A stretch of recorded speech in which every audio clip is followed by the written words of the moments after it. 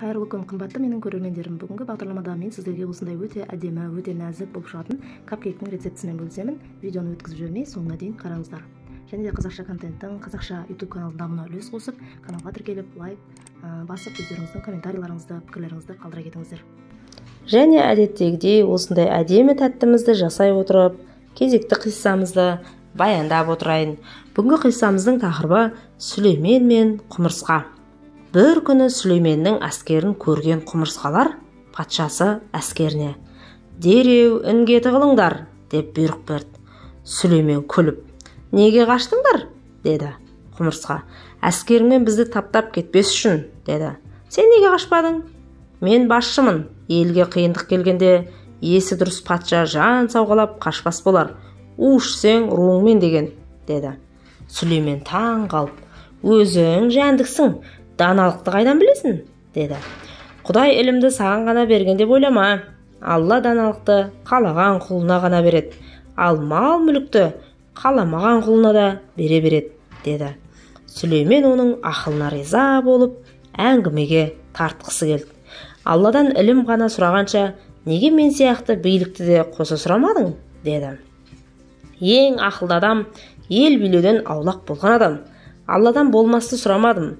Бір ретте Алла менен атыңды Сүлейменнен асырайын ба, әлде жасырайын ба деп сұрады. Бұл дүние ол дүниенің көлеңкесі. Желмен жарыспа, көлеңкені қума деген. Болмасқа, толмасқа мақсатты салмайын деп, дүниенің атақ даңқынан өзім бас тарттым. Атақ пен даңқ өлген кісіге пайда бермейді, бірақ тірі адамға өлгенше тартқызатын азабы бар. Алла маған онсыз да мекендеуге 40 қабат жердің астын берді. Қаламасам да 40 рулы елге басшы қылды. Ынсап сайын береке, маған осы жетеді. Ұлық Алла саған не берді, Сүлеймен?» деді құмырсқа. Сүлеймен сасып қалып, 18.000 қаламның билігін берді. Ашсам алақанымда, жұмсам жұдырығымда деп жұдырығын көрсетті. «Әй Сүлеймен, ақылды адам жұдырықпен ел басқармайды. Ел ақылыңа байланады, махаббатқа маталады. Басқа қандай құдіретің бар?» «Алла желді құзырыма берді. Ерттеп мініп, бір күнде 1 айшылық жол жүремін. Алла желді не үшін бергенін ұқпадың ба? Бұл дүниенің ісі жел сияқты жылдам өтеді. Көзге көрінбейді, қолда тұрмайды. Мұндай тұрағы жоқ желді мінгенше, білім пырағына мінгеніңде көзді ашып жұмғанша аршы күрсі, ғарыш әлемінің бәрін аралар едің. Тағы нең бар мақтанатын? Алтыннан жасалған тағым бар. Отыруға жерде жетеді. Алтын баянсыз, билігіңнің баяны болмайды екен. Басқа қандай құдіретің бар?» «Жер жүзіндегі жын мен періні құл еттім. Жын пері күл қоқысты мекендейтін, зұлымдыққа жаны құштар мақұлық. Олардың адамға пайдасынан зарары көп. Одан да Алланың бүкіл қызметіне алаңсыз қараушы періштемен дос болғаның абзал. Тағы не артықшылығың бар?» «Қасиетті жүзігім бар. Алла барлық билікті осы жүзікке сыйғызды. Алланың алдында сенің билігің бір түйір тас екен. Оған мақтанба. Алла қаласа билікті кез келген пендеге бере алады. Жүзігіңнен айырылсаң, сенен өткен бейшара жан табылмас» деді. Сүлеймен сөзден жеңілді. Өзін жұрттан артық, елден ерек, ақылды деп санағанына ұялды. Құмырсқа Сүлейменге «Әскерің айт, бізге қонақ болсын, осында түнеңдер» деді. Сүлеймен «Әй, құмырсқа, бізді қалай күтесің? Тойдыруға азығың жетпес» деді. Құмырсқа ініне кіріп, шегірткенің артқы аяғын алып шықты. Сүлеймен «Мынау не?» деді. «Саған және әскеріңе тамақ.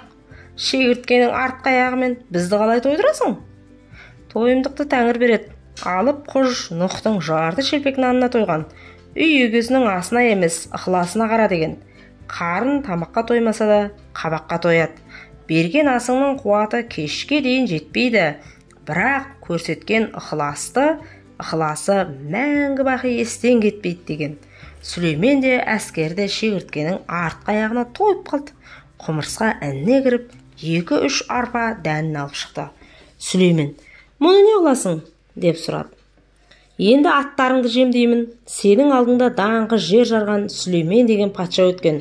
Соның қапшығы жыртылып, арпасы шашылған. бұл жарықтық сол патшаның көзі.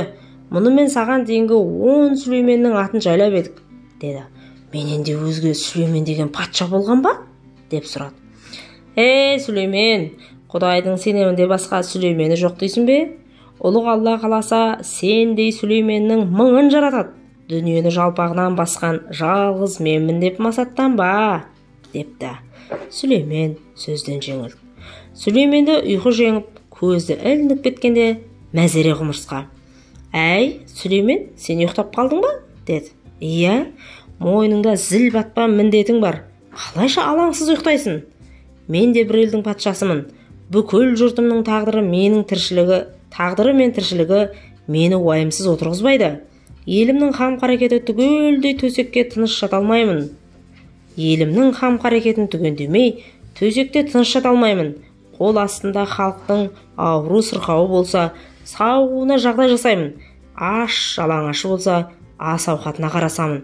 Әрбір құмырсқаның қайғысына да, қуанышына да ортақтасуға тырысамын, деді. Сүлеймен содан бастап, халқы тыныш болмаса, өзі де тыным таппайтын күй кешіпті.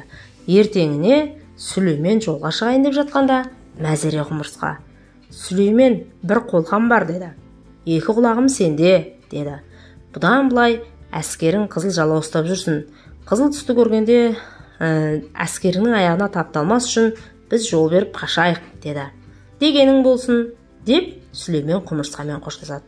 Содан бері Сүлейменнің әскері қызыл жалау ұстап жүретін болыпты. Құмырсқалар да әлге дейін қызыл жалау көрсе індеріне қашады екен. Деп бүгінгі қиссамызды аяқтаймыз. Мінекей достар, біздің де міне әдемі кереметтей капкейктеріміз дайын. Осы рецепт бойынша жасап көріңіздер және үй іштеріңізді, бала-шағаларыңызды осындай өте әдемі дәмді тәттілермен қуантып жүре беріңіздер. Ал жақсы қазақша контенттің, қазақша YouTube каналының дамуына үлес қосып, менің каналыма тіркеліп, лайк басып, комментарий жазып, өз пікірлеріңізді қалдыра кетіңіздер. Өмірлеріңіз мәнге, дастархандарыңыз дәмге толсын.